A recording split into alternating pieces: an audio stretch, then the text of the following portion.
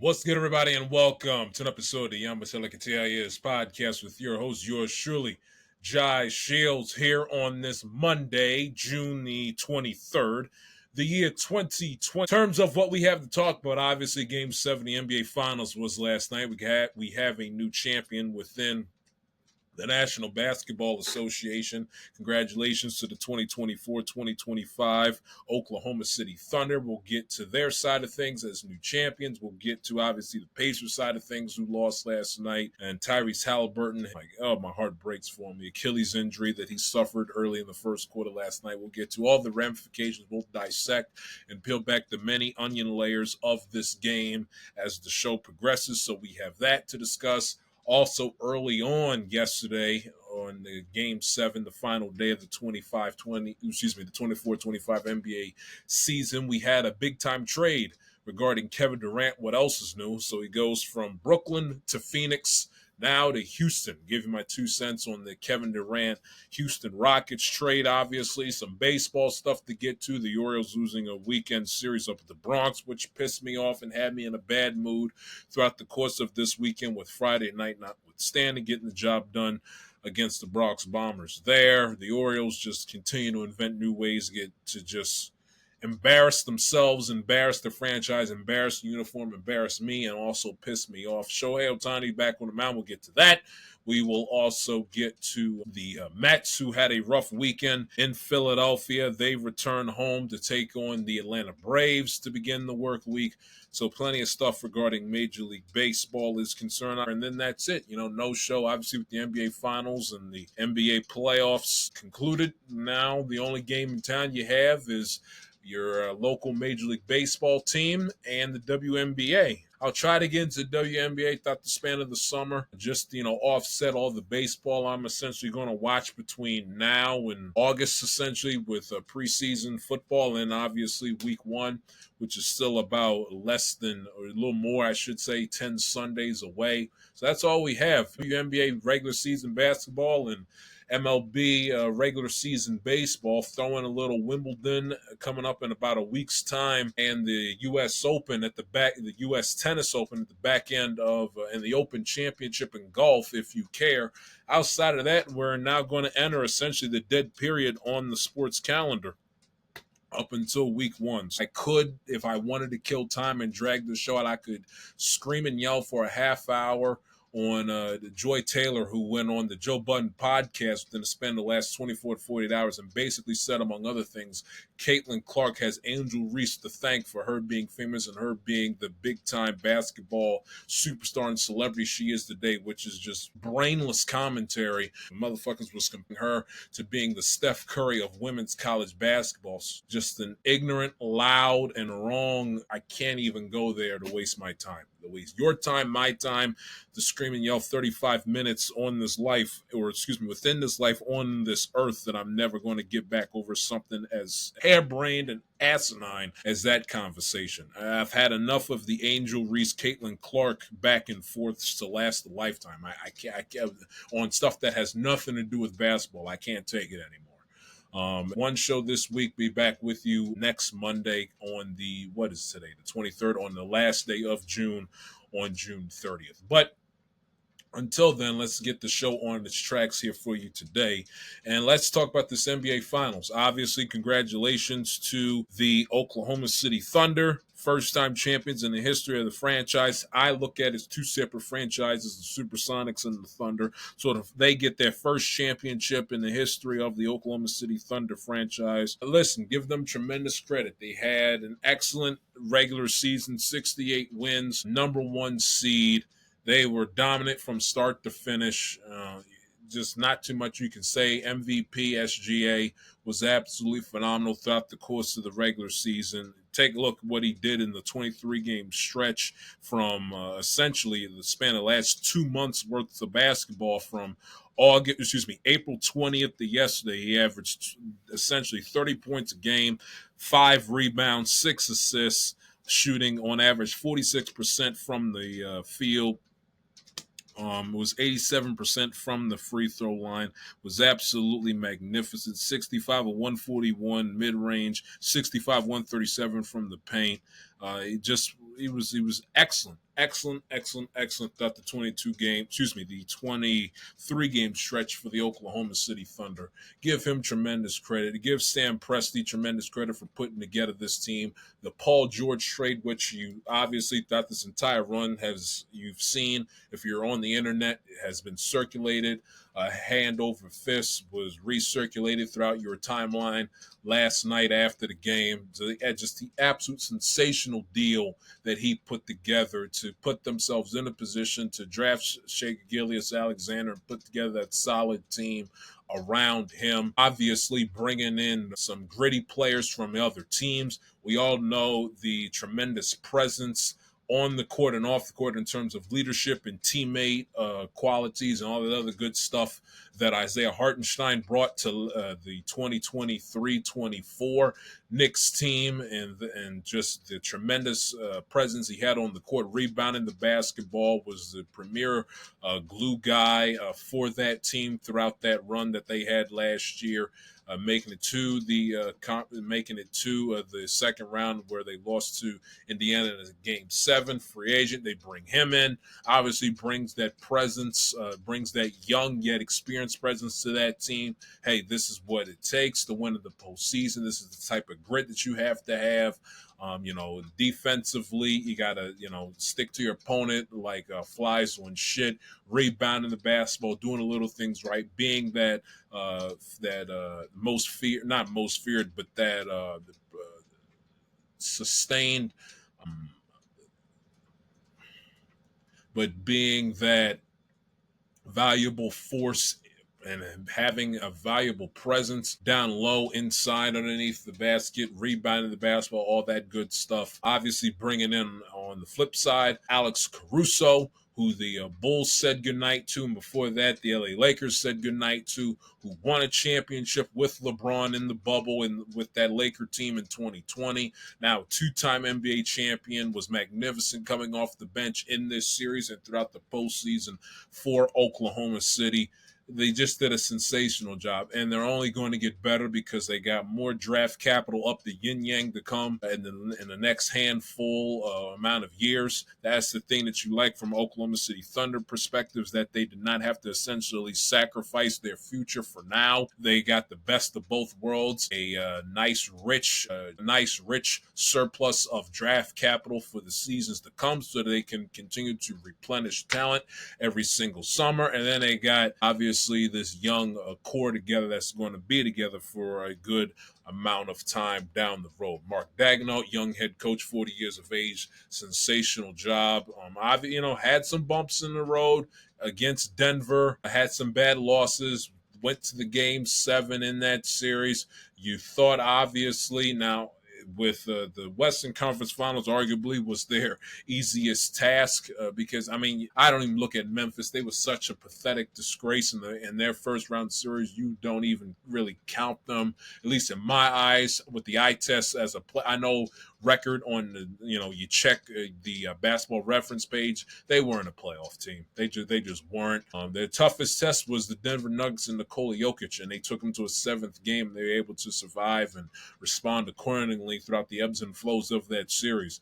They were totally better. Not even an issue. Head and shoulders, and then some, a better basketball team than the Minnesota Timberwolves. They took that right hand from Haliburton and the Pacers on their own home floor, losing that Game 1, and like we saw with the Cavaliers, like we saw with the Knicks the round before, specifically in a Game 1 setting, and in the first round against Milwaukee, Haliburton and the Pacers deliver you that sucker punch to the jaw, and it catches you off balance, and it ends up becoming the deciding factor in that series when it's all said and done. And we talked about it heading into the Game 7 that if the Oklahoma City Thunder were to lose last night, we'd be coming back here when we reconvened here as we are right now on Monday, saying the reason why the Thunder lost this series in essence was because they let Game 1 slip through the cracks when they dominated 95% of the game and allowed Tyrese Haliburton to lose his damn mind in the final minute and a half or thereabouts there in that Game 1 on the 5th of June. June. But to their credit, they did not let that series loss define them. They did not let it get into their heads. They bounced back with a impressive and dominant Game 2 victory a few Sundays ago, as we well know. Now, they lost Game 3 in the first game played in that series in Indiana, but again, they did not let it define them. Arguably, they should have lost Game 4 had it not been for Scott Foster and Rick Carlisle and the Pacers offense turning into a rotten potato there. But they won the game they had no business winning. After losing the game they had no business losing, to kind of even up the teeter-totter, if you will. And, they played with their food in Game 6, but like their loss in Game 1, they did not let it define them. They bounced back, quick memories. They flushed it down the toilet. I guess that's kind of the advantage and the disadvantages of being such a young team as Oklahoma City is. I mean, what's their average age of 25.7 years of age? I mean, I think they were the second youngest team in the NBA, if I'm not mistaken, throughout the course of this season. And, you kind of hear all the times with these young teams that make the postseason, it's almost as if, their youth is almost as much of an advantage as it is a disadvantage, because you say, oh, yeah, they're young, they don't know anything, they haven't been here before, that's going to come back and bite them in the ass. But then you'll have teams like the Oklahoma City Thunder that end up going the distance, winning the NBA championship. They say, hey, youth was worked out to their advantage because you don't know what you don't know. And when you're wet behind the ears, breath smelling like Similac, so to speak, when you're going up against experienced players and or experienced teams, it works out to your benefit, which it certainly did for the Oklahoma City Thunder. Now, you're going to have the people, and there would be a fair argument for those that's going to sit up and say, listen, they won the NBA championship. God bless them and their fans and the players and the coach that put the hard work in. You can't take it away from you, but let's be honest. They had Anthony Edwards was not at 100% in their series in the Western Conference Finals. They were fitting to get blown out in the game that John Morant hurt his pelvic bone in, and now I don't think they would have lost that series, but you're going to have those that can't stand Oklahoma City Thunder saying, hey, John Morant got hurt in the game that essentially put the series away from the standpoint of the Memphis Grizzlies side of things. So they had that benefit there. They had the benefit of Anthony Edwards being banged up in the conference finals, and they had the benefit of Jamal Murray dealing with his illnesses and his ailments in the second round series against Denver. And you also going to have people that saying, hey, does Oklahoma City make it out of the West if the Golden State Warriors make it through Minnesota in their second round series to advance to face Oklahoma City if Steph Curry doesn't get hurt early on in the series? So you can call them the trolls, you can call them the naysayers, you're going to hear that argument. And from Oklahoma City perspective, if there's any OKC fans listening to this, watching this, I'd say if you haven't been warned already, be prepared, because you're going to hear that, and you've heard it from as early as last night all the way up and through this long summer, through training camp and the preseason, September, and you're going to hear it literally in your first game once you get the banners raised and SGA and them get their rings on opening night and coming up later on this fall, this calendar year of next. You're going to hear it. It's all there is to it. You're going to hear it. And now not that it takes anything away from Oklahoma City did. I don't look back at champions. I mean, do we look back and we say now, over a year later, with speaking about the Boston Celtics who won the NBA championship last year but beat the Pacers who had a banged up Haliburton? And I mean, do we sit up here and say they won the NBA championship because Haliburton was banged up? I mean, do we talk about that? Do we give them their flowers? So I don't evaluate champions based on that coulda, shoulda, woulda, if this, then that, and the third.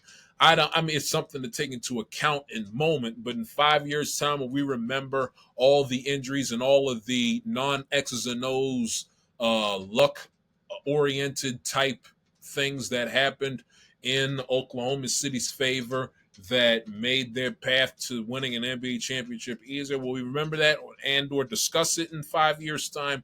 No, we will not.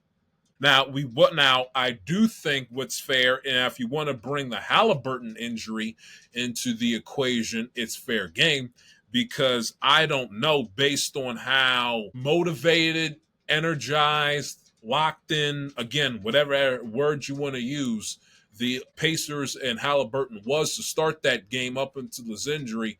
And it, considering that it was nip and tuck until he went down, even in the moments after he went down with his injury, it is a fair assessment to say, hey, if Haliburton doesn't tear his Achilles in that moment, do the Thunder win Game 7 at home? That will be discussed and will be debated amongst Thunder, Pacer, and NBA fans alike that watched that game from last night until the end of time. You want to make that argument? That's a completely fair argument. But I don't think that the Haliburton injury put aside, that one is an argument that you can have. But the one I can't now, it makes for good fodder. It makes for good Twitter trolling conversation. But if you are going to the fact that, Steph, as my sister did last night, who was a big-time Steph Curry and Golden State Warrior fan, saying, among other things, well, they wouldn't have won the NBA championship had Steph Curry been healthy. I don't know if I can co-sign on that. Yes, I know it's Steph Curry, the Golden State Warriors, the dynasty. That's a much older team. Oklahoma City loves to play fast. Eventually, if they would have went up against the Warriors in a best-of-7 series in the conference finals, I would think OKC would have pulled it out. May not have been a sweep, or it wouldn't have been as quick and as lopsided of a series as it was against Minnesota. They probably would have gotten it done in 6, probably maybe 7 games if Steph Curry pulls a few Houdini acts out of his back pocket. But I don't co-sign on the idea, well, they should thank Golden State and Steph for winning the NBA championship because they were essentially the big bad alpha dog that they didn't have a chance to go through, and that's why I don't co-sign on that. Listen, give the Thunder credit. They deserve to be here. They deserve the championship that it is now theirs. You can't take anything away from them. SGA is great. He is a surgeon with the basketball in his hand. Now, last night, he was a little bit underwhelming. You take a look at the stat sheet. I mean, yet again, 60 to 80% of his offensive performance was carried by the fact that he was able to get to the free throw line. What more can you say? What are you going to do? You take a look at his numbers. He shot 8 for 27 from the field, 2 of 12 from three-point range, but he was 11 of 12 from the free throw line. So Holmgren had a sensational game. Alex Caruso, solid contribution coming off the bench with 10 points. If you want to go ahead and say SGA, he's a good player, superstar, but not as great as people want to make him out to be, I can subscribe to that. If you want to say, hey, SGA belongs to be in top 5 of the best basketball NBA players in the world because he's got the MVP, the conference finals MVP, and the NBA finals MVP, the great season that he and his team had this year, have at it. I subscribe to both. But you can't take away what the Thunder did. And I wasn't rooting for Oklahoma City in this series, as you all know.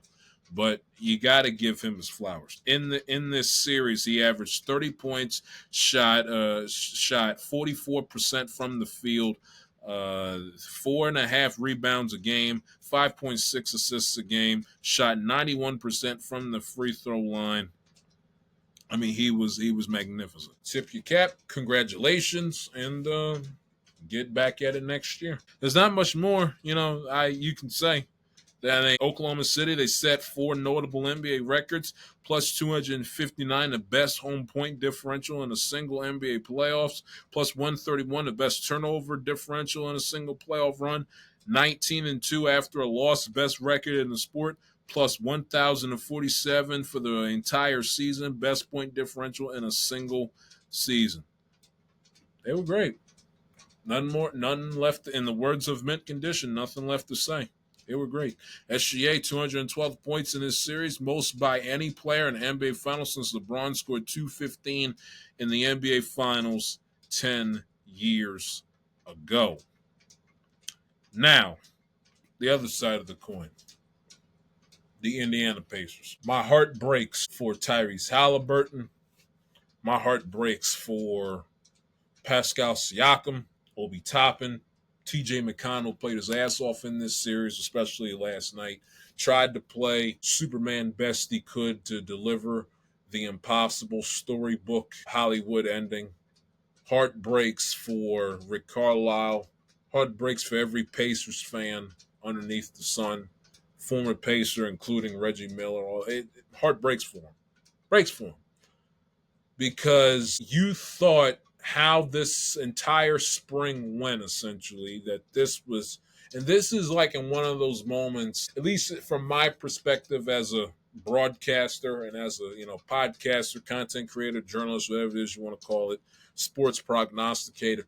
This is where, as fucked up as this is for me to say, my Bengals fandom comes in clutch, so to speak, because I've been there, as a Bengals fan for as many years as I've been, and your team, hasn't won an NBA championship, or excuse me, hasn't won a championship in the history of their franchise. Has had some memorable moments, has had some very good to all-time great players come through the organization, but you've never been able to, get over that hump, put that proverbial flag on that mountaintop, and call yourselves champions of your sport for a given season.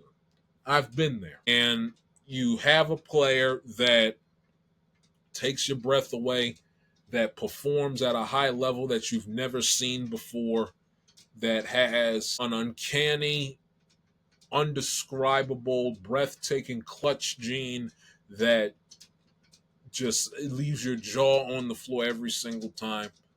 And then it happens in a given postseason run. You make it up the first round, great. Second round, fantastic. You're in the league's final four for the year, and then you advance to the grandest dance of them all, the NBA Finals, or in my team's case, 4 years ago, the Super Bowl. And you think that it's destiny, that it's written, set in stone, that your team is finally, after the years and the decades of heartbreak, your team is finally going to plant that flag on that mountaintop, and you are going to win yourself the franchise's first NBA championship. And all the signs, the dramatic comebacks, the jaw-dropping, game-winning plays, from a Bengals perspective, Evan McPherson's back-to-back game-winning field goals to send them to Championship Sunday and the Super Bowl in back-to-back weeks. The comeback against Kansas City down 21-3, with the Pacers, obviously, the comeback in overtime and that clinching game against the Bucks, the comeback against Cleveland, the comeback game one against the Knicks. You think that it's meant to be, that you are a team of destiny.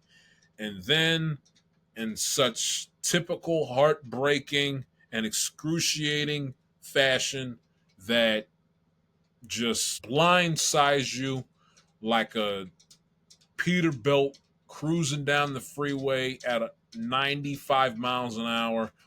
Wham! You get knocked off your spot, and the worst case scenario happens. And or you get to that deciding game where you're one more step from reaching that mountaintop, and you get punched in the stomach all the way back down the mountain, back to square one. And the kick in the ass is that you got to do it all over again next year. So to the Indiana Pacer fans that did not get a wink of sleep last night, that were crying their eyeballs out after the game, that were crying their eyeballs out the moment Haliburton went down, lost control of the basketball, and was slapping the hardwood with tears streaming down his face. Believe me, hand to God, I know how that feels. Trust me, believe me when I tell you, I know how that feels. It is the worst feeling as a sports fan you can ever experience in your life. It stings, it sucks, it's cruel, it makes you want to question everything in this life, about this life. It makes you question your fandom. It makes you question if you're a crazy cynic enough, your existence on this. Oh my, there is no worse feeling. No worse feeling. And the cruelty of sports is that it happens. It happens. To nobody's fault, to nobody's, shortcomings or mistakes. I heard the commentary on Twitter, well, this is why you gotta, he shouldn't have played on the strained calf. I mean, come on. If this was a regular season game in the middle of February or March or in November, I grant you that. I grant you that. But Tyrese Haliburton, who played absolutely out of his mind, once in a lifetime insane basketball for essentially 2 months, had an opportunity to stamp it and sign, seal, and deliver the Pacers' first NBA championship in franchise history. Even today's generation of NBA player wasn't going to give that up. Even on vacation watching you play, the pinnacle of your profession, why you play, why you work, why you sacrifice, you put in the blood, sweat, and tears, you say those prayers to sleep, all of that. There wasn't a chance in hell Tyrese Haliburton was going to take a pass and leave his team hanging out the dry when they had an opportunity to make history and become NBA champions, especially when this series was as nip and tuck, back and forth, and the fact that it got to a game 7. If they were down 3-0, even then, I somehow, some way, see where that individual that's saying he shouldn't have played is coming from. But game 7 of the NBA Finals, he wasn't going to miss that thing for the world. Nor shouldn't he. And I guarantee if you to ask him right now if he had an opportunity to do it all over again and play through the injury, he probably would say yeah. He would say yeah. Now, I don't want to put words in his mouth, but I would imagine if given the opportunity, he'd do it all over again and take his chances. So it works out. It's sports, guys. It's cruel. It's unfair. It takes no prisoners. Sometimes it doesn't give a damn about such and such as a team of destiny and winning an NBA championship in a given year or the Super Bowl, the World Series. Sometimes the quote unquote sports guys don't give a damn about fair, what's right, what's just, and happy endings and Hollywood storybook finales. Sometimes they don't care. Sometimes they do, but other times they give two fucks. Sometimes they reward the team that straight up was the best team throughout the course of the season. It happens. It's the nature of the beast. And the heartbreaking thing is that not only are the Pacers not going to have him for the 25-26 season, but on top of that, they got to climb this mountain without him next season. And when he's ready in 26 and 27, they got to climb this mountain to get back to a hypothetical game 7 of the NBA. They got to climb that long, treacherous, grueling mountain all over again. Once immediately next season without him, and when he comes back in 2 seasons' time, they got to climb that mountain all over again. And that's the thing that breaks your heart. That's the thing that has 12 grown men crying and weeping like 5-year-old babies after the game in the locker room. That's the real kick in the ass. Losing a championship is no fun. But if you have an opportunity to bounce back, say 5 days from now, the pain isn't as flagrant, isn't as potent. But you got to climb that mountain all over again. The off-season workouts, the weight training, the practice time, the shoot around, the film session, the 82-game regular season marathon, the playoffs, the first round, which takes forever, the second round, which takes forever, the conference finals, if you're fortunate enough to make it, and got to get through that, and then you get back to it's a long process. It's a long process. And that, if anything else, is where that pain, that feeling of anguish and despair and hopelessness and help, that's where that comes from. Because you got to climb that big ass mountain all over again just to get back to that same exact, if not very similar opportunity in that same arena again. And that's the thing that breaks my heart and kills me, and as an outsider frustrates me and just sickens me for Haliburton, his Pacer teammates, Pacer coaching staff, and the Pacer fan base. Because what do I say all the time in sports? Ain't nothing in professional sports, especially considering that we've had like 7 consecutive different NBA champions. Ain't nothing in sports guaranteed. Not a damn thing. Nothing is guaranteed. There's no guarantee that the Pacers make it back, especially next season. And even when Haliburton comes back, there's no guarantee that they make it back for the 2027 NBA Finals. Ain't nothing guaranteed. And that's what hurts. That's what hurts. That's what stings. That's what keeps fans and players alike up at night. That is where the real true pain and heartbreak comes from. And I experience it myself as a Bengals fan. And that's the first thing that went through my mind after we lost the Super Bowl to the Rams. I stayed up. The game ended about 10 o'clock. Didn't go to bed till about 1:30 in the morning that night. And for that 3.5 hours, I'm sitting in this very room with the lights off, phone shut off, just staring into darkness. That's what's going through my mind. Saying, damn, nothing is guaranteed. There's no guarantee this team makes it back to the Super Bowl. Hell, I didn't even think there was a guarantee that this team made it back to the AFC Championship game. They did, but they didn't make it back to the Super Bowl. And it's been 4 years going on. They haven't made it back to the Super Bowl since. And again, you got to climb that mountain. Think about all the various practices of training camp and regular season practices alike, the OTAs, the mini camps, the film sessions, the amount of games the Bengals have played since that Super Bowl regular season and playoffs, counting the 2022. I mean, it's been a lot, and they still haven't. Lord willing, it comes this year. But again, there's no guarantee. There's no guarantee. Now, granted, the Bengals' path to get back to a Super Bowl is a lot harder than the Pacers' path to get back to the NBA Finals, but it still doesn't change the fact they ain't shit guaranteed. And Haliburton played his ass off this entire postseason. Played his ass off.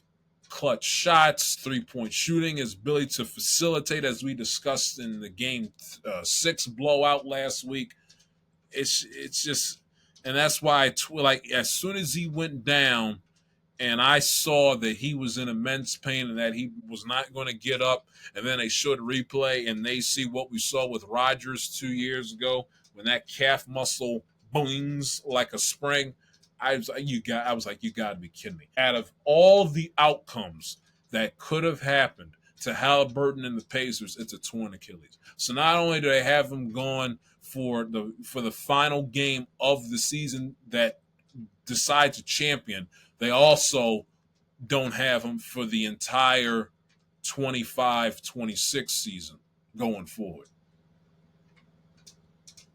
And then, selfishly, as a basketball fan, it stunk.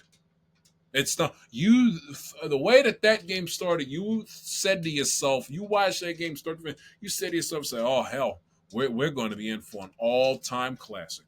I remember after they blew them out in Game 6, I saw a tweet saying, hey, be prepared, because in all likelihood, if the Pacers win this series, win Game 7, it's going to come via a Tyrese Haliburton game, first ever in the history of the NBA Finals, game-winning buzzer beater to win them their first ever NBA championship. And because there's nothing I love more than dramatic down-to-the-wire basketball, especially of the playoff championship variety, I low-key was hanging my hat on. I'm like, okay, this game's going to be nip and tuck down to the wire, and somebody, whether it's Haliburton, somebody, I told y'all, Friday, something crazy it was going to happen to win this game that we would be sitting here talking about for generations to come. And I was hanging my hat on it. I was hanging my hat on Game 7 being up there in the conversation as one of the greatest NBA playoff, NBA regular season, postseason, greatest NBA Finals games in the history of the National Basketball Association. I was hanging my hat on it. And when he went down early in the first quarter, it felt like selfishly, all of us basketball fans didn't have a dog in the fight. It felt like we got robbed. Felt like we got robbed. And it felt like there was only going to be a matter of time. Now, give the Pacers credit because they did not give up. They fought and had that game relatively tight till about the midway period in the fourth quarter. They fought and busted their ass and I mean, they went into halftime with a lead. Who would have thought when Haliburton went down that the Pacers would go into the halftime locker room with a lead? So that just goes to show you how gritty, how mentally and physically tough and well coached that basketball team was throughout the span of this entire remarkable season and playoff run. But you knew in the back of your mind eventually, unless somebody in Indiana yellow really went off and went nuclear, you knew it was only going to be a matter of time until the game spun out of control, got away from them. It was going to be a blowout going away. And lo and behold, sadly, we were proven right. We were robbed of a great Game 7. We were robbed of a potential finish. We were robbed of Tyrese Haliburton etching himself as essentially one of, if not the greatest, I mean, won him a championships. You got to put him above Reggie Miller, the greatest Indiana Pacer of all. We robbed of a lot of things. First NBA Finals Game 7 in 9 years, and the game essentially wasn't tainted, but it had a nice, ugly, big black eye on it. Not even, 10 minutes into the game, if that. About halfway through the game, about 7 minutes of game action in, the game already had a nasty black eye on it because of Haliburton's injury. First Game 7 in 9 years, and that's what we get. Between two teams essentially playing for their first ever NBA championship in the history of their respective franchises. Sucks, man. Sucks. But to give Haliburton his flowers, let's do so before we put a bow on their side thing. And there's multiple implications we can talk about in terms of his injury, but 23 game stretch averaging 17 points a game. This is from the game 1 on April the 19th through game 7, 17 points a game, 5 rebounds, 8 assists, shooting 46% from the field. 34% three-point percentage. He was just absolutely magnificent, especially in crunch time. All-time memorable Tyrese Haliburton playoff run, one of the greatest from an individual player you'll ever see. So just as a basketball fan, just thank you for wowing us and dazzling us with the tremendous performances you displayed. Tyrese, it's just heartbreaks for you, man. Heartbreaks for you. Hope you make a fast, speedy, recovery. And, on to 26, 27, the Pacers, try to put together the puzzle pieces without them and make it to the Eastern Conference Finals and back, see if they can try to make it back and then go from there. Heartbreak also for T.J. McConnell, who literally gave it everything he had, was magnificent coming off the bench. 8 of 13, 16 points. It's just sad, man. Very sad. And the turnovers, even when Haliburton was on. Now, if you want to talk about the X's and O's why the Pacers lost this game, even before Haliburton went down, it was simple. The Pacers could not stop turning over the basketball if they tried. The one reason why they're able to win some games throughout the course of the series and throughout the postseason, especially in the Knicks series, is because they were able to take care of the basketball and their opposition couldn't protect it if their lives were on the line. You turn over the basketball over a dozen, 2 dozen some odd times in a given game, you're not going to win. You're not going to win.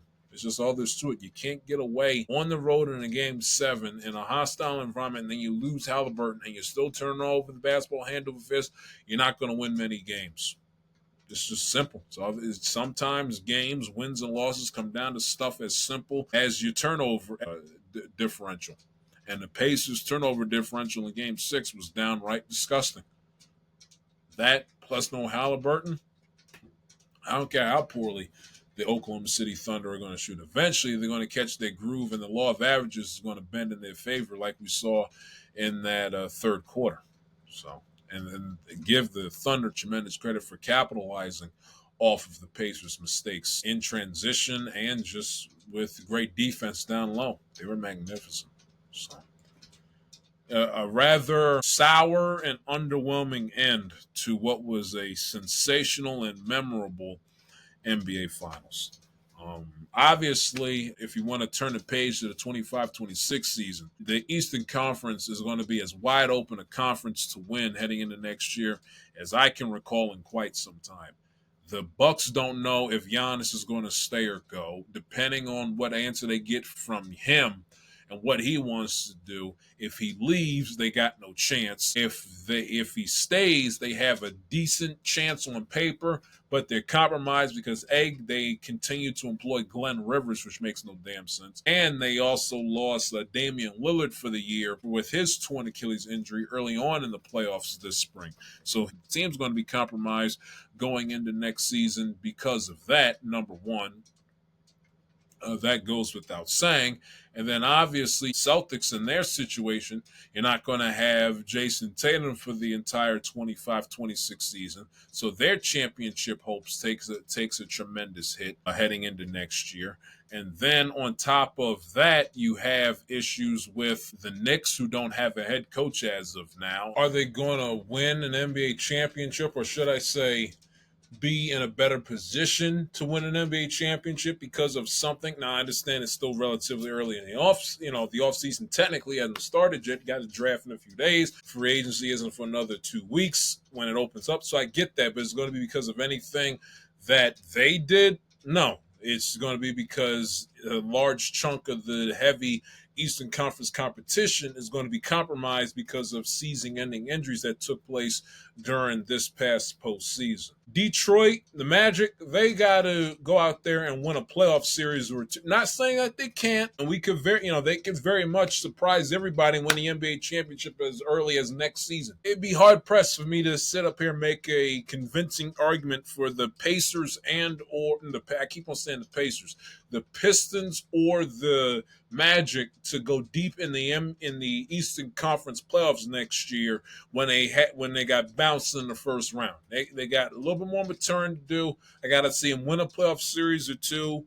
Not saying it can't happen, but I gotta see it before I can believe it. And I'll believe it when I see it in terms of those two teams taking the next step to being title contenders coming out of the Eastern Conference. Now the goal is, can you get past the first round and play deep into the month of May? That's the goal. That's the objective for the Magic and the Pistons going into the 25-26 season. It's just, it sounds harsh. It sounds, low-key shallow, to some ignorant, but it's the NBA. It's how it works. If it's not the Cavaliers and the Knicks face-to-face in the NBA Eastern Conference Finals next year, there needs to be an investigation. Knicks, get yourself a coach. Cat, get yourself organized. Stop being a slog moving up and down the court in transition. Get more physical in the low post. Lose weight. Whatever it is you got to do, get faster, get quicker. Stop living out by the three-point line. Just lock in, focus up, realize the opportunities put in front of you. Brunson, stop being a ball hog. Learn how to trust your teammates more. First off, Knicks, find yourself a coach, and then the players do X, Y, and Z thereafter. Then the Cavs, hey, Donovan Mitchell, stop being a regular season merchant. If those two teams don't make it to the East Finals again, there should be an investigation. And if the Knicks aren't going to make it out of the East next year, and maybe depending on what happens in the 26-27 season, when are they going to get back to the NBA Finals? It can get more cupcake than it is right now. It can't. So that's what the Haliburton injury means to the East heading into next season. Now, in terms of the KD trade, very interesting stuff. All right, so it is now Tuesday. Yes, I'm still wearing the same shirt, just so it's a more consistent, wardrobe type feel. So I do have on my hot pink Under Armour shirt still. It's Tuesday the 24th. The reason why this was not done and uploaded on the 23rd and why I got to make this little PSA because the Riverside servers were having problems recording and uploading my active recording and my videos to their cloud database. And whenever I would go to, go on a monologue about the KD trade or about the Haliburton injury and the effects on the Eastern Conference, it would cut out. And it got so bad that I got frustrated, said the hell with this, stepped away, went and ran for about 3.5 miles in the sweltering heat yesterday afternoon with my pops, came home, just didn't touch it, watched the Orioles game, watched baseball, went to bed, woke up, went to work, came home, changed my clothes, and here I am. So we'll essentially carry the show right from where we left off around this time yesterday afternoon. The only difference is that I got updated baseball commentary here for you today. What I'm going to say here now that it's Tuesday and not a full day of baseball games, but a decent amount has passed since. So I'll give you some updated commentary as of where we stand on the afternoon heading into the evening of Tuesday, June the 24th. What I will say, though, and I will make it clear, repeat myself just so I can get a nice, clear, and concise thought about the Kevin Durant trade. That honestly was a good trade from the perspective of the Houston Rockets and obviously Kevin Durant. First off, from a Houston Rockets perspective, they get Dylan Brooks off your team. And if you know anything about Dylan Brooks and have watched the NBA since essentially the last 3-4 years, you know that Dylan Brooks is essentially poison to have on your team. We saw it back when he was a Memphis Grizzly a few years ago and how he went out of his way to be the asshat of their playoff series against the Lakers a few years ago, motivated LeBron, and LeBron just, he embarrassed them in no ways I've seen a professional athlete do to another in a given game in a long ass time. He was a headache, not that good of a player on both ends of the floor, just a raging headache, very immature. And they said, you know what, to hell with this, we're going to let you go. And then he obviously was a Houston Rocket last year. What does he do? He barks up the wrong tree with Draymond Green and the Golden State Warriors in the postseason this past spring. Just, again, same old dog and pony show. What's the definition of insanity? Doing the same damn thing over and over again and expecting a different result. So as a result, they shipped Dylan Brooks out. Addition by subtraction. Anytime you're a young team, especially a young team that's looking to win and learning how to win in the postseason, it's far from a negative. As a matter of fact, it's a brilliant and just stupendous positive to get Dylan Brooks off your team. So to ship him out of town was just, if you're a Rockets fan, you're saying, thank God you get KD. That could have been enough right there. We get rid of Dylan Brooks and we bring back Kevin Durant. That's the first element. They also traded away Jalen Green and got him out of Dodge in Houston, and I was not impressed at all. Now, he had a solid season for him, averaging 21 point, 21, 4, and 3.5. You remember it in that first round series against the aforementioned Golden State Warriors. He left a lot to be desired. He shot 36% from the floor in game one. He just shot 4 of 11, 3 of 8, 3 of 8, 3 of 11, 3 of 8. And not to mention, he racked up, how many turnovers did he have? He had 5 turnovers in his second game against them on the 28th of April, had 5 turnovers, a plus minus of -11, where he only attempted 8 shots, was 3 of 11 from the field, 1 of 5 from 3, and was not exactly automatic at the free throw line. So they got rid of a young player that they don't feel like has much upside, who was MIA for him in the postseason against Golden State. A headache in Dylan Brooks they ship out of town to Phoenix, and then they sacrifice their first round draft pick in the draft coming up later this week. They're the 10th. They get the 10th pick in the draft. Listen, you're going to bring in Kevin Durant. I understand injury. He has that injury history with the torn Achilles, and he's 36 years of age. He's got more of his career behind him than in front of him. He hasn't performed at the pinnacle of playoff stages in a long time, but his play as where it stands right now in June 2025 has not fallen into the sewers yet. He's just at the highest peak, if not already, in terms of his playing ability and what he can provide for a contending basketball team. So it's going to have to cost you something, but the 10th pick isn't really all that bad when you consider things for the Houston Rockets. They did have to give up future draft capital for late, in terms of drafts down the road, but those are only second round picks. And as it stands right now, giving away second round picks, 5 of them for the next foreseeable future, is that really that big of a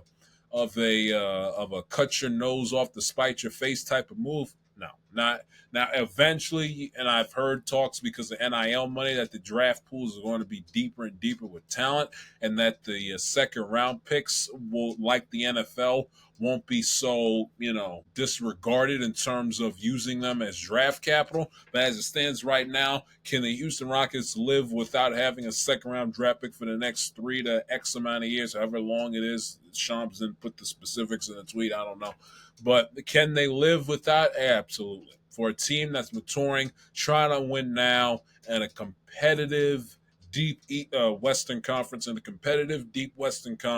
I got no problem with the move whatsoever. You give away essentially an underwhelming young star, a headache, and the your current first round draft pick for this year only to get Kevin Durant. I mean, that's from the Houston Rockets side of things, that's a damn good trade. And KD has an opportunity, to show the young Bucks how it is, learning how to win in the postseason. And I never am going to come on here and shame a team for acknowledging the championship window that they're currently in, either in the moment where they've been in for a season or two, or they're just at the beginning of it, but they realize they got to move with some urgency during this time of the calendar and put the best team out there on the floor, because they know that championship window does not stay open forever. Gee, I wonder if a certain team would have that same philosophy within their front office. But anyway, I digress. So I am never going to come on here and shame and or insult or ridicule front offices for realizing the opportunity that's right in front of them. So I got no problems, none whatsoever, with the Houston Rockets making a trade. They're getting a big-time superstar that is a tremendous postseason performer that can score, whether it's in your mid-range game, he's still strong there. 3-point shooting, obviously, easy money sniper from the outside. I got no problems whatsoever. Golden State is going to be good, but they're only going to get older, and Steph Curry's only going to get older, and eventually the clock's going to strike midnight with their arch nemesis in the Golden State Warriors. And essentially, if you can look at it from a perspective, they brought him in to essentially beat Golden State. I mean, hey, that's the idea. I mean, if you can't beat them, go ahead and bring it and on their former champion and helped guide them to multiple championships less than a decade ago or thereabouts. So I got no problem. If you can get through Golden State, now listen, like I said, Oklahoma City's not going anywhere because they got first round draft capital and security within their core for a good hot minute, so they're not going anywhere. And does this move make the Houston Rockets an automatic favorite to win the NBA championship, let alone coming out of the Western Conference? I say no. Does it make them better than Denver? I got to see it to believe it. Going into their first full season post the firing of Michael Malone. So I got to see that to believe it. Does it make them better than Minnesota? Probably, maybe. Again, we got to see it play itself out. They did go to back-to-back Western Conference Finals, but were no shows in both. Does this move have Houston leapfrog the Timberwolves as the second best team, quote unquote, in the Western Conference? You can make that argument. Yes, absolutely. Does this move make them better than the Clippers? Possibly. But with the Clippers, it's all about health, and then they have the playoff anchor that is James Harden. So you never know. Too early to tell. You don't want to necessarily, guess and kind of just go off of what you think, what you want to happen. I mean, the season literally just ended. But it's a solid move for the Rockets that if all goes well and their young talent, another off season, another training camp, they have a good season. Ime Udoka continues to build on the blocks that he laid out for him throughout the course of this past season. There's no reason why. I mean, I could easily see OKC and Houston in the Western Conference Finals come May of 2026. Very easily see that without a shadow of a doubt. Without a shadow of a doubt. And from the Phoenix Suns side of things, they're going to return right back to irrelevant doldrums of basketball hell. It feels like sooner rather than later. They're stuck with that Bradley Beal contract, which was an awful move, an awful signing when they made it. Was just, I mean, Bradley Beal, really, who never plays and is one of the more overrated NBA players since the turn of the new decade. So then no one, and I mean nobody, is going to want to trade for him, have him essentially sit on the bench and collect up a king's ransom by doing so. No one is going to touch him or that contract. So they're stuck with Bradley Beal. They bring in Jalen Green and they bring in Dylan Brooks. I mean, this is a team that essentially, if they have not hit rock bottom already, they're damn close. They're damn close. And it's a shame because this was a team that I believe had, a 2-1 series lead over the Milwaukee Bucks in the NBA Finals about 4 Julys ago, and they let it slip through the cracks. And they essentially have not been the same team since. Players coming in and out, firing Monty Williams. The team's been a mess. The team's been an absolute complete mess. So the Suns look like they're on their way back to basketball hell. The Houston Rockets trying to find themselves out of their perpetual postseason hole that they're always in. Every single time they turn around, they can't get past and get through the Golden State Warriors. Maybe this time they're able to make it past them if they are fortunate enough to see them come next spring. If not, this is a move that, if all goes well, would not shock the masses in the slightest if the Houston Rockets end up challenging the Oklahoma City Thunder for the Western Conference Championship title. To Major League Baseball we go. Let's start with the Orioles first. Two things with the Orioles I want to discuss here to close out the show. First off, quickly, there's weekend series in New York. I was going to discuss it yesterday, obviously. Anytime you lose to the Yankees, I don't know, because the Yankees are up there with those teams that I just cannot stand, and I hate seeing my team lose to them. I mean, it's the Ravens, the Steelers, the Chiefs, and then the fourth team is the New York Yankees. There's no other team in the division in baseball.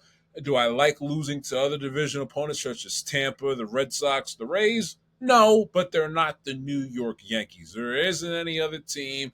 Losing to the Royals is probably like the second team that comes close, because I've seen my team lose to them in the postseason via sweep, not once but twice in the last decade. So they're a close number two, but you only play them twice a year in Kansas City, in Baltimore. They're not a division rival. I mean, and even in those two playoff losses, I mean, there's 10 years that went by in between, when both teams were bad 5 years ago. Who gave a shit about the Orioles? They didn't play 5 years ago because of the pandemic rule with the East and the East thing, but you get what I'm trying to say. 2019, 2021, did I give a damn that the Orioles were, lost games and vice versa, beat the Kansas City Royals? No, absolutely not. I could care less. So, but the Yankees, I cannot stand losing to the New York Yankees. I hate losing in general, and I can't stand it when it gets under my skin, grinds my gears, and just angers me and frustrates me to my core seeing my team lose to the Yankees. I can't, even now since 2022, where this team has been, kind of sort of respectable, competitive playoff team, blah, blah, blah, I hate it even more.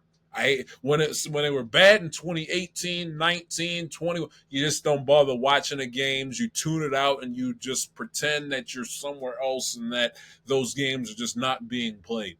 But 22 onward, I don't know how you all think with your favorite team's rivals, but how I think, I treat those games as playoff games. Like any other game throughout the regular season, obviously I watch 98%. Obviously there is the 2% where I can't, it's just the nature of the beast when they play 162 for 6 months. But for every Yankee game, at least when the season is still in question, I gotta be in front of the TV, or when I've gone the last few years in person, I gotta be there watching it on top of every pitch like it's a postseason game. It's just I have to, because I cannot stand losing to them. So I thought that I was like, oh wow, they actually found some grit. They tied the game up, obviously, the sixth inning. Great base running involved on Friday night. They win that game 5-3. Felix Bautista on his birthday. Good morning, good afternoon, good night. And they get to do just play a nice, solid baseball game. Sagano wasn't great, but still kept the Orioles in the game that night. And, the bullpen was solid. They won. I was like, okay, great. Get this weekend started off on the right foot. Have an opportunity. If you win tomorrow, you get the series. If you don't, win Sunday, and the series is yours. And then what happens in typical Orioles fashion? They spit the bit and vomit all over their pants on Saturday and on Sunday at Yankee Stadium. 2 errors, which you can't stand. There's nothing that chaps my ass and gets under my skin and pisses me off more than piss poor defense and a lack of defensive fundamentals. I hate that. Whenever I see any number other than 0 in the E column, it gets under my skin and pisses me off so freaking much, man.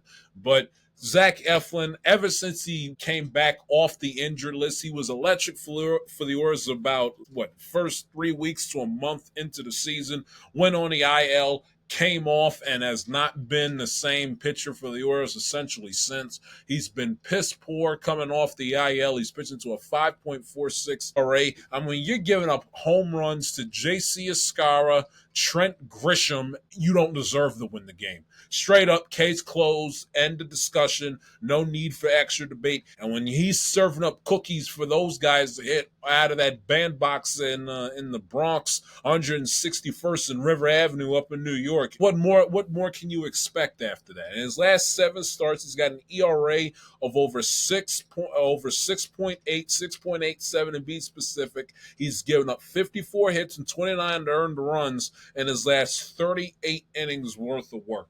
Something. Either he's still hurt and he's just not telling anybody, or that IL stint threw him off his rhythm, and now he's playing catch up. Whatever the case is, he has not been the same pitcher since he returned from the injured list, and that is just not going to play. Because up until he went on the injured list, he was the Orioles' next to Sagano, their best starting pitcher within their rotation. First month of the year, he was their saving grace, which is why he still has a plus 500. I understand win-loss records don't mean anything in terms of evaluating starting pitchers in 2025, but you say, well, damn, he's got a 6-4 record, yet his ERA is damn near 5.5. Well, he's got a plus 500 win-loss record because of the fact that the Orioles, for the first month of the season, their pitching was so dire that whenever he took the ball every 5th day, more times than not, the Orioles would find a way to win because he was their second best starter on the team. And now he missed some time, and ERA is just, skyrocketed, man. You're giving up home runs and giving up hard contact to the bottom of the Yankees order, which is not that good, and their weaker hitters on the ball club. Take a look at the Yankees 7 through 9 hitters on Saturday afternoon. Volpe, Escara, and Oswald Peraza. 3 for 4 with the aforementioned home run. J.C. Escara, 2 for 3. Oswald Peraza, 1 for 4. That is just that's disgusting baseball. That's disgusting baseball. Eflin giving up home runs to Grisham and Ben Rice, who's a solid hitter, but he's hitting 232 for the year, at least up until Saturday for the Yankees. That's not good enough. That's not good enough. And when you put your team down in a 3-0 hole heading into the third inning, and the Yankees respond with 3 more runs of their own in the third, and you're in a 6-0 hole, the game's out of reach. And the Orioles, the same old feeble crap. They nearly got no hit by Clark Schmidt heading into the 8th inning. Just a bad night at the office all the way around. And this is the second time this year where the Orioles have spotted the Yankees a nice embarrassing blowout for their pleasure. It was the second game in which Kyle Gibson was serving up, a home run derby batting practice pitcher. The second game of 3 that when the two teams met for the first time this season here in the 4-1-0 at Camden Yards in late April, and then a second game of the series this past weekend. The Orioles were out to lunch and get taken back behind a woodshed and beaten into a pulp. And then Sunday's game was really the one that was just egregious. Again, piss poor baseball defensively. Aaron throws all over the place. Gary Sanchez can't catch a ball. On a bang-bang play where all he has to do is just catch the ball, lay the tag on Jazz, and he's out. Instead, he never even catches the ball, tags him without the baseball, ball goes behind him, the runners advance. It's a mess. Gary Sanchez's defense left a lot to be desired. As a matter of fact, it was the 7th. Sir Anthony Dominguez throws a wild pitch. Gary Sanchez is getting up with his mask off, looking all around, has no idea where the baseball is. And Sir Anthony Dominguez has to do a dead sprint to home plate to keep the runners from advancing an extra 90 feet on top of the one they already took, originally being at first and second base. But thankfully, they were able to get Aaron Judge out with the pivotal runners on base, 90 and 100 feet away. And when Sir Anthony Dominguez got Aaron Judge to whiff on a breaking pitch down the heart of the plate, I thought, okay, that was the game. Yankees had their chance. Judge is up. Got nothing. This is our game to win. And then the Orioles get the first 2 men on via back-to-back leadoff walks. And they with Gunnar Henderson and Ryan O'Hearn, and they do nothing with that opportunity. Runners on first and second, nobody out, in the aftermath of Judge coming up small in the clutch, and the Orioles, good morning, good afternoon, good night against Cruz's splitter, which broke the spirits and completely embarrassed Ramon Liriano, Colton Cowser, and Cedric Mullins. And the Orioles walked away with nothing. Yankee bottom half of the 8th inning. Baker, who's been electric for the Orioles all season long to this point, comes in for Dominguez.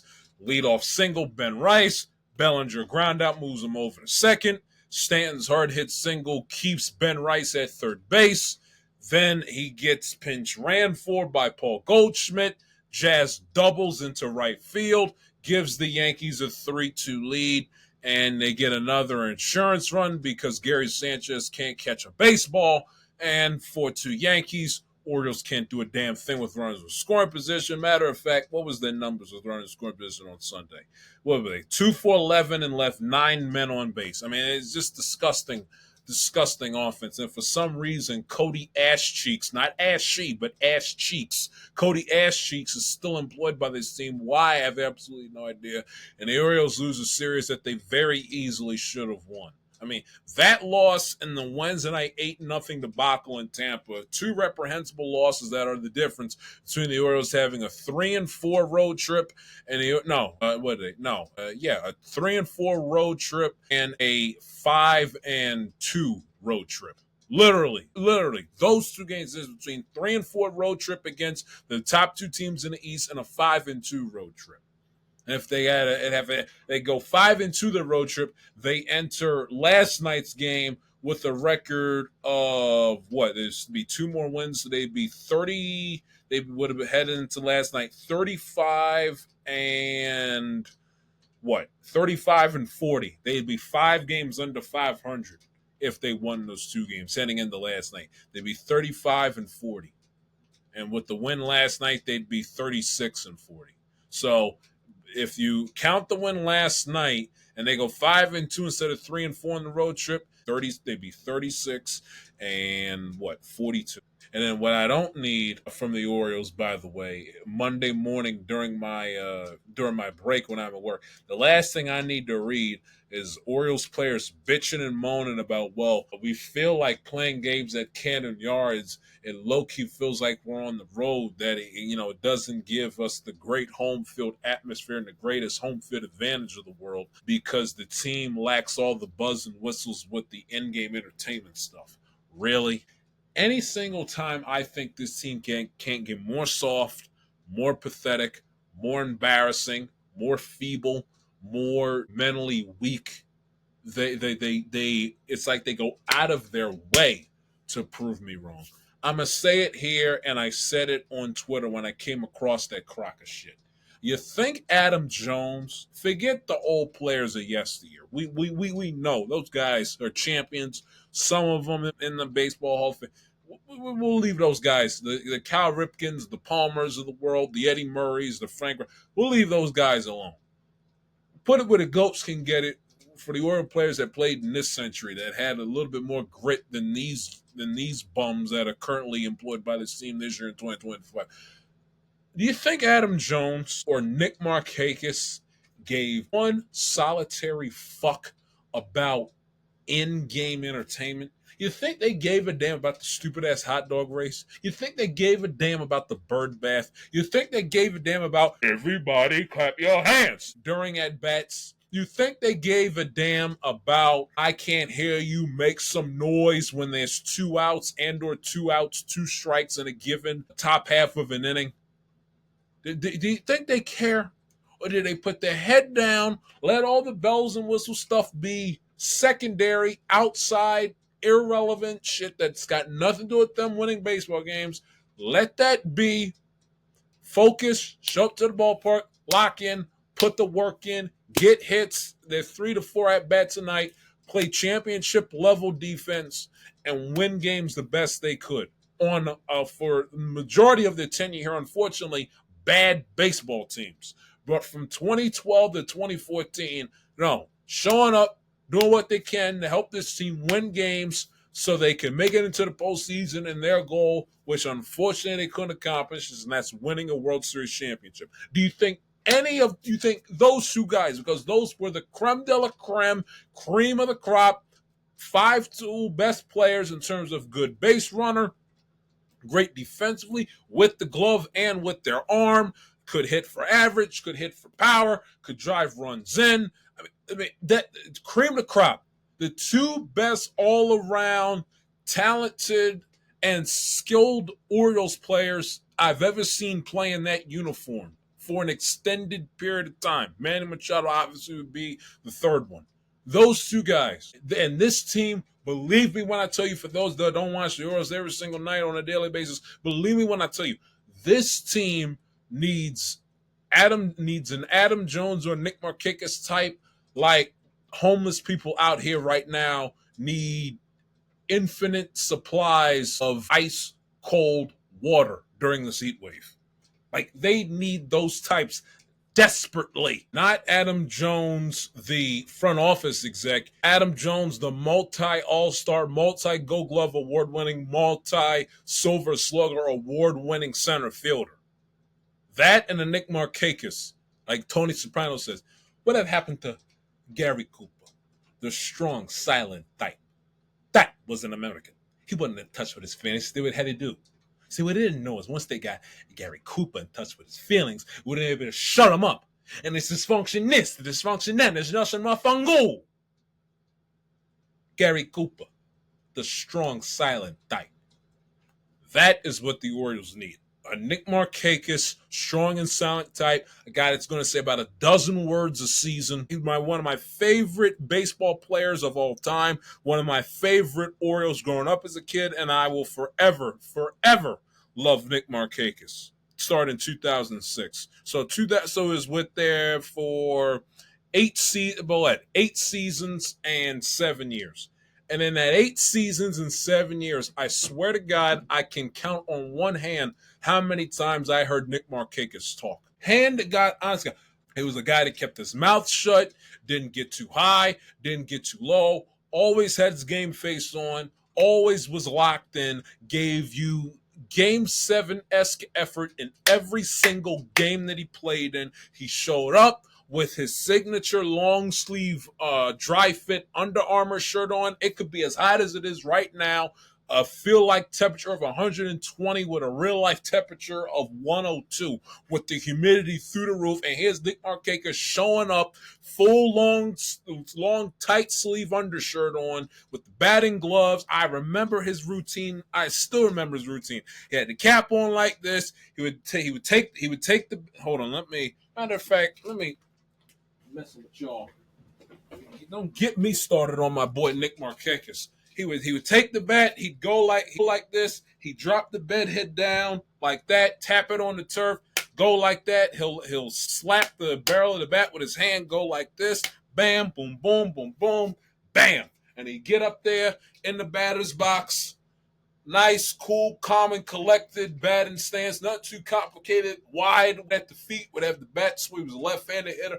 Bat swirling like this, and had a smooth swing. And was able to, in his sleep, hit 270 plus for the Orioles at the top of their order, either as a leadoff hitter, batting third. And at times he could catch a nice little hot streak and hit the ball at the ballpark. But if you just needed a guy that was going to be willing to work a walk, was going to be willing to just poke the ball the other way, or a nice easy single to right or center field, Nick Markakis was your guy. The career batting at him. This guy, not a Hall of Famer, but he was far from us. He scrubbed, how dare I, such blasphemy. This was a career 288 hitter that had 2,338 hits. This was a damn good baseball player.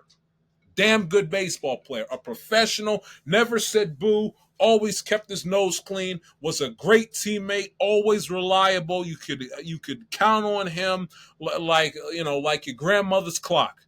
Was a sensational player and said very little, was never a distraction, was an ultimate team guy. He let his bat and he let his play in the outfield do the talking.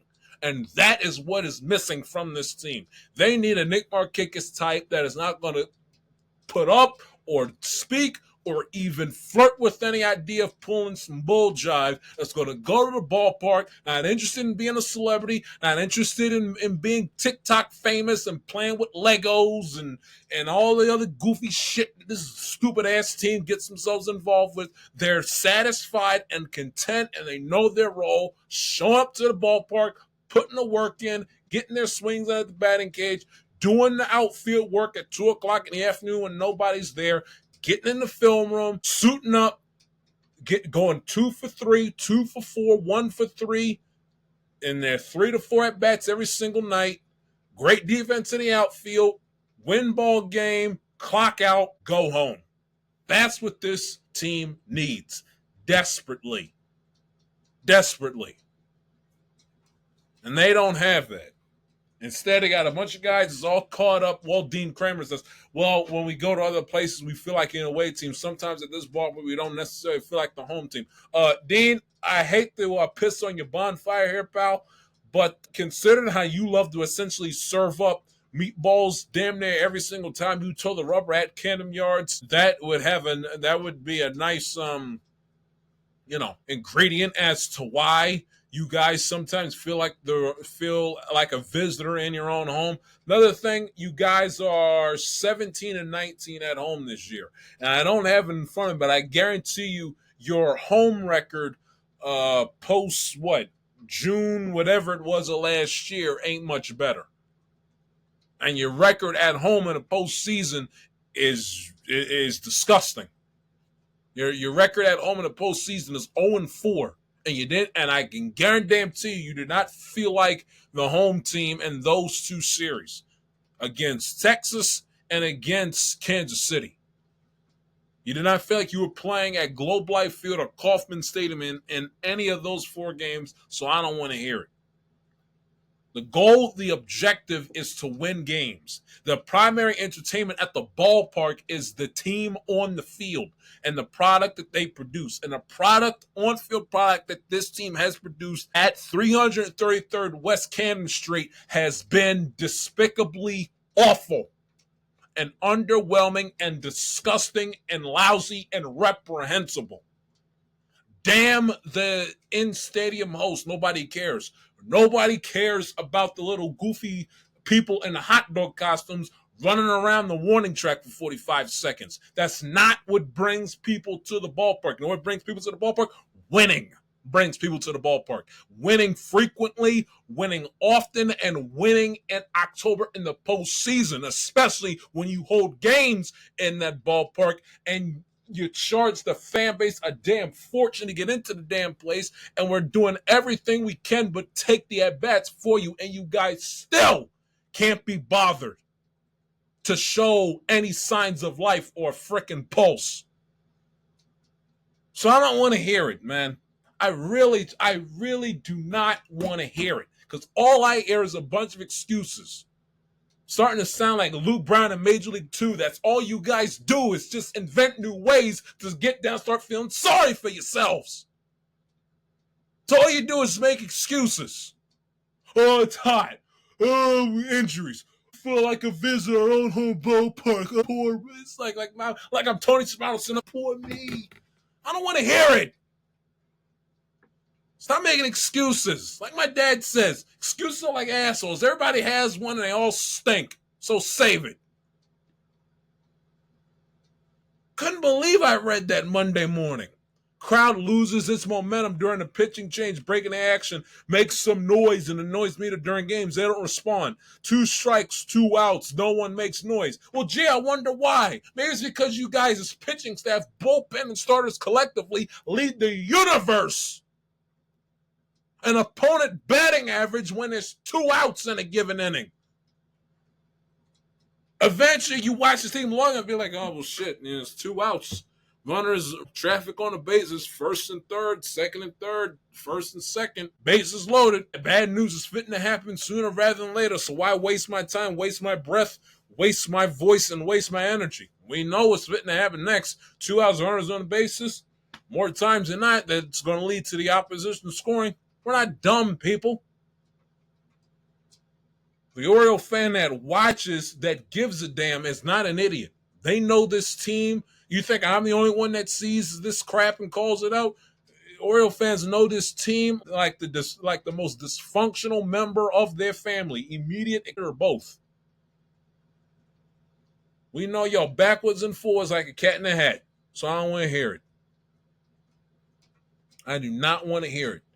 People do not come to the ballpark in droves because of live hot dog races, and I can't hear you make some noise prompts and an in-stadium host. Nobody cares. I don't care. I don't care. What brings them to the ballpark is the team being an entertaining, compelling, competitive, winning, and successful product. Everything else, secondary. If you don't have a sub 500 record in your own building, you know what? Things might be better.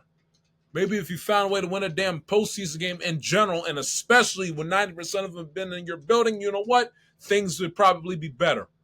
If Dean Kremer, would pitch better from time to time and not serve up meatballs all over that bandbox of a ballpark, you know what? He maybe wouldn't feel like he's playing a game or pitching, I should say, in an opposing team's ballpark. Maybe, just maybe. All that other extra goofy crap, bells, that's all secondary. The primary, this team has lost the plot so badly, it's alarming. Keep the main thing the main thing. The main thing is supposed to be winning games en route to winning a championship. Not being some sideshow to a 3-ring circus. We can all get together and then sing, take me out to the ball game, take me out. No. And if you think that's what this is, I got bad news for you guys. You're in the wrong business. In the wrong business, playing for the wrong league. Go join the Savannah Bananas and take that shit with them and their 3-ring circus act. Don't bring it to my damn baseball team. I'm so sick of it. Show some nuts and grow the fuck up for a change. Seriously. Guys carry on and sometimes got the emotional temperament of a bunch of fucking little leaguers. I'm damn sick of it. You know, man up and show some nuts for a change. Just so tired of it. Stupid ass baseball team. Didn't hear you. Stupid ass baseball team. Stupid ass and soft baseball team. Stupid and soft is a bad way to go through life, especially if you're a professional athlete. Only one word to describe you, and I'm gonna spell it out for you. SAWFT.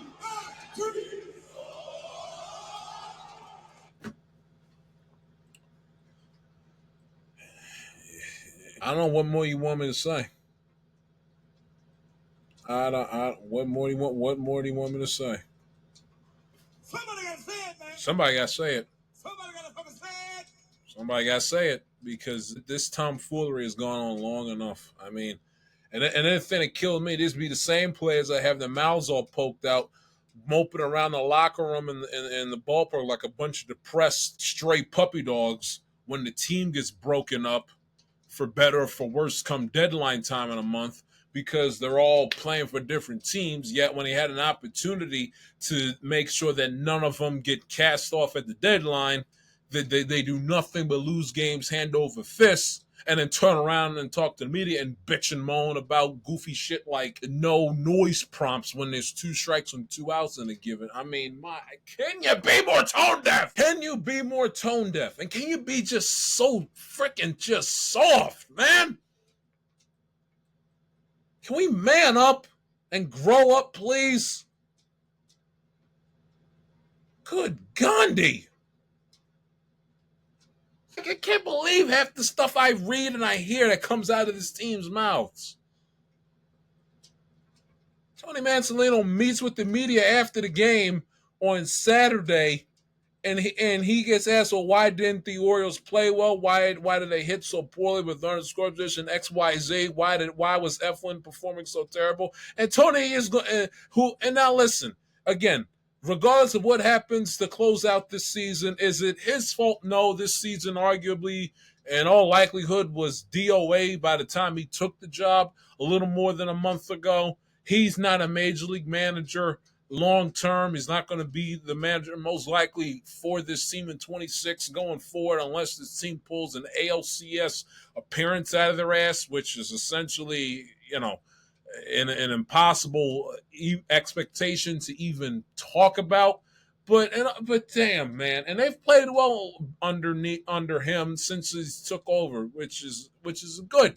Good. He's got a plus 500 record. The team does since he's taken over as manager. Jackson Holly's hitting the cover off the ball. That's all fine and dandy. But he literally had the nerve and the idiocy and the ignorance to literally use the the summer New York City heat and humidity as an excuse as to why Zach Eflin shit his pants and why the team literally was getting no hit up until the 8th inning when the team had on all black uniforms. Tone, you had on all black uniforms for a day game in the middle of June.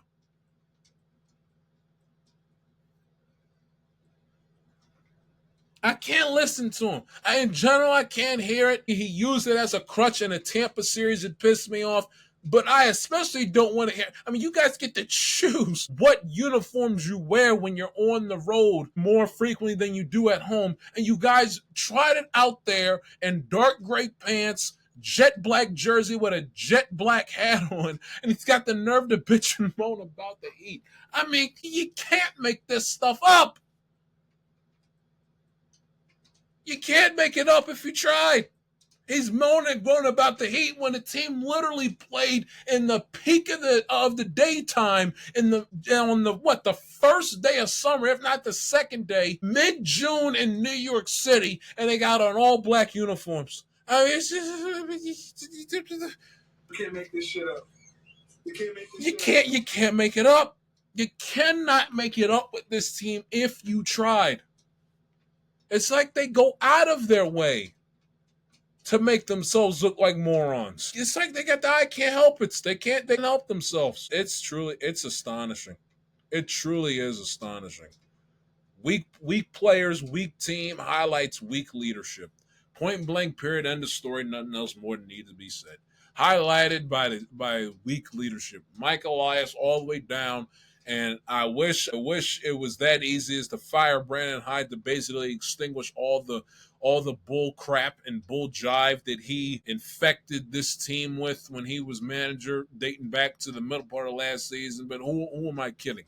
The stench of him still exists like a month after his firing because it got to be realistic. So attitude affects leadership. Remember the Titans. It's embarrassing, man. Really is. You lose to the Yankees, a series to the Yankees that was very winnable, and it's just. Yes, I know Trevor Rogers, 8 innings, shutout baseball. Great. The idea that actually some Oriole fans that are clueless, delusional, and obnoxious enough to want to start to apologize to Trevor Rogers' victory tour, hashtag the Orioles won the trade, because he shut out a Ranger team that can't hit, who's 7.5, 8 games out of first place in the National League West, is so flagrantly intellectually dishonest. I can't even give that goofy shit the time of day, because if I do, my blood pressure is going to be just through the damn heavens. I cannot give that type of ignorant ass, dumbass, ass backwards, stupid bullshit the time of day, or I'm gonna go 0 to 500 real fast. He owed the Orioles and us as fans that performance last night, because he hung his team out to dry and essentially kickstarted the domino effect of the Orioles blowing that 8-0 lead to Tampa in Tampa last Wednesday night. Good for Trevor Rogers, my ass. That was payback for last Wednesday. The Mets, they got blown out twice by the Phillies. They got holes all over the place. They need a catcher. Pete Alonso's no great shakes as a defensive first baseman, and he's come back down to earth since his electric first month and a half of the year. He's not getting the job done for the Mets. Take a look at this. Now, this was really damning. Since leaving Colorado 2 weeks ago, the Mets, this is including last night, have averaged 3 a game. That ranks last in the National League. Only the White Sox, Guardians, and Royals, obviously in the American League, have produced less offense in that time frame. And so much for Juan Soto being a glaring problem for the Mets and him hating New York and blah, blah, blah. He's driven in 27% of the Mets' runs during this stretch. And to be more specific, in his last 15 games, and this isn't even counting last night, and his 2-run homer that got the Mets back in the game there late last night against Atlanta. His last 15 games, not including last night, he's slashing 365, 500, and 692 with 5 home runs, now make it 6, and 10 RBIs. About what? It was a 2-run homer, so 12 RBIs and 16 runs scored. Juan Soto's not the problem. And the big problem that the Mets have is that their core 3, Alonso, Lindor, and Soto, they're not clicking at the same time. When Lindor and Alonso are hitting the cover off the ball to start the year, Soto couldn't hit. Now Soto's hitting the cover off the ball. Lindor's been okay, and Pete Alonso can't hit his way out of a paper bag. And then on top of the fact that, again, they got holes all over the place. They need a new center fielder.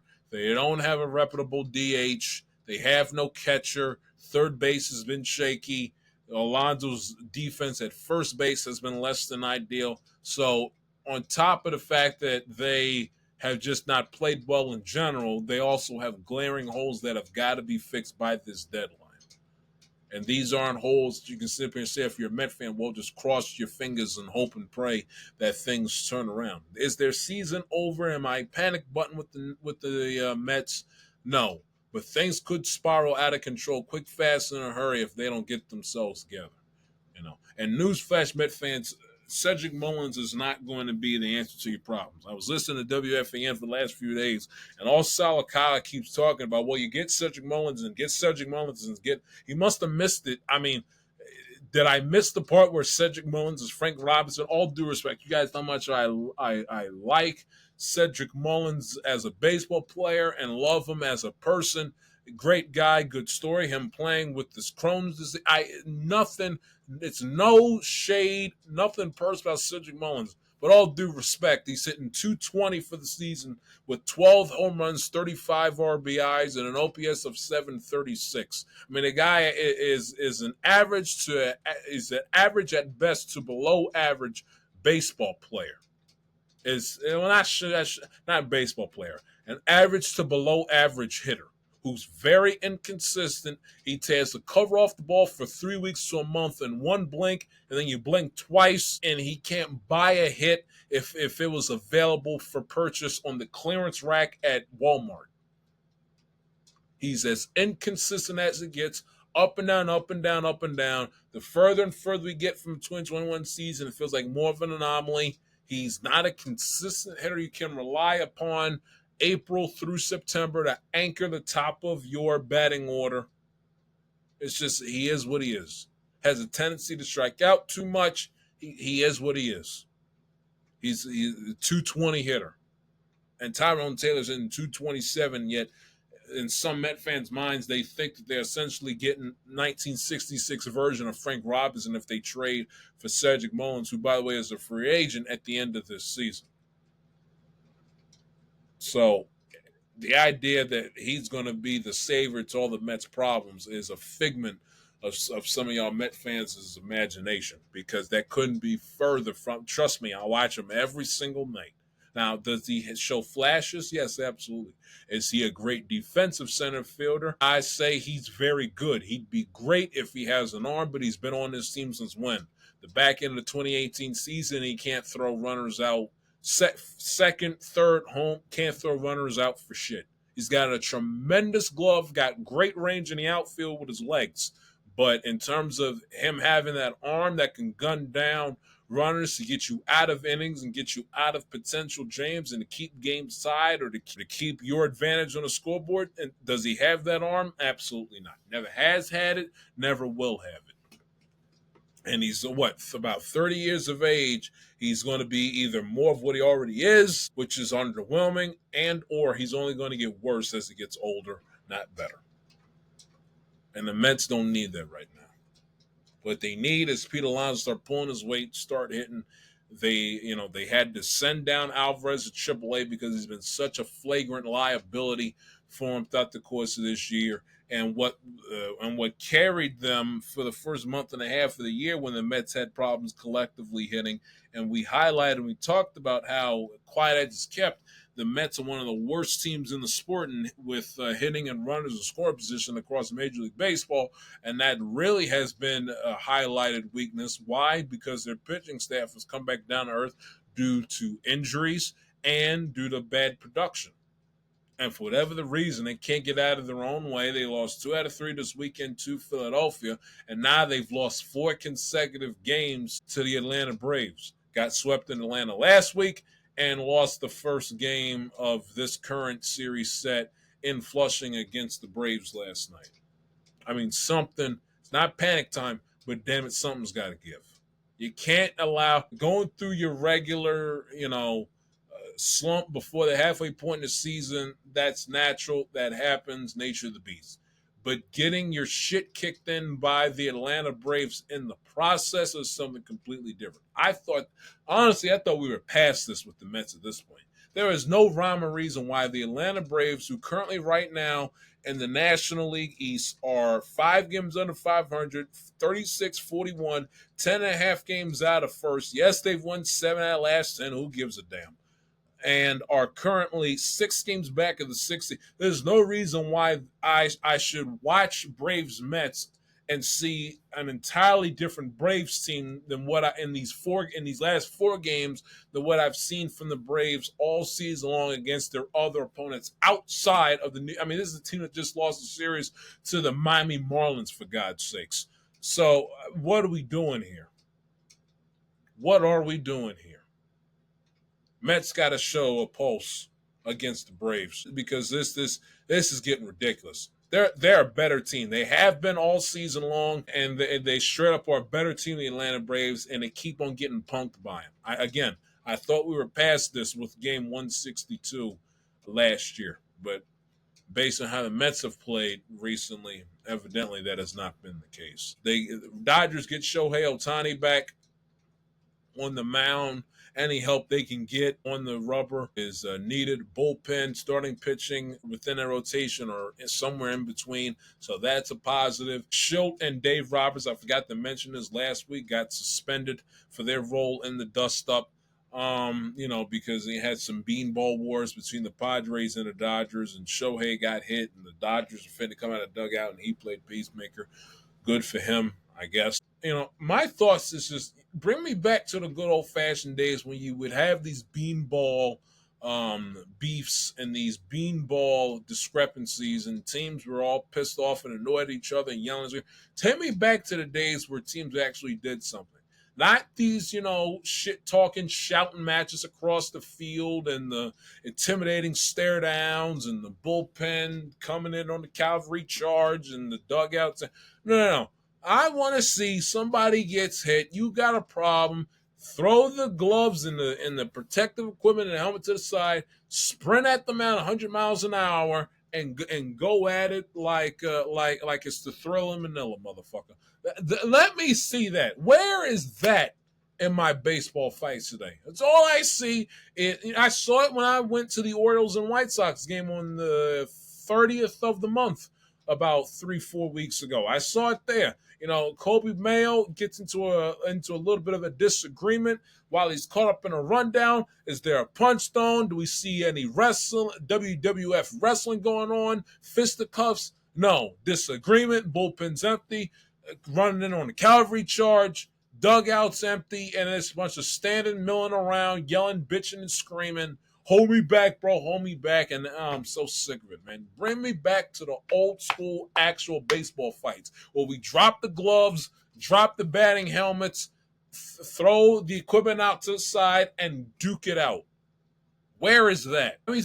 Dodgers and Padres players got so much animosity and can't stand each other so badly. Good. Let me see somebody, whether it's Machado or a Tatis or a Corona. Let me see somebody say, to hell with all this.